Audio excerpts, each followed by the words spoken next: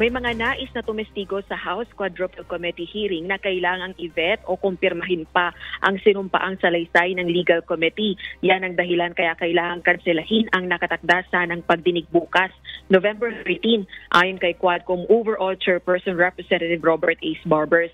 Inilipat ang schedule sa November 1, susunod na Huwebes.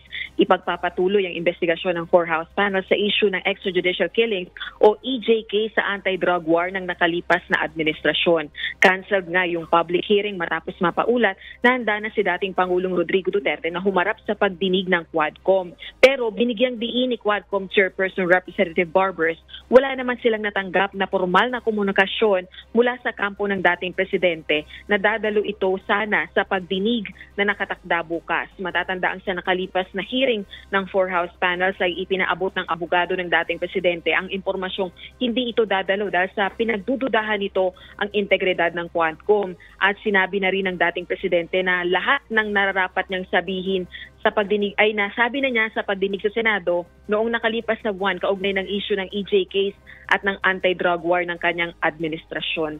Lumabas din sa mga nakalipas na pagdinig ng Quadcom yung issue tungkol sa umano'y reward system para sa mga pulis sa kampanya kontra illegal na droga ng dating presidente.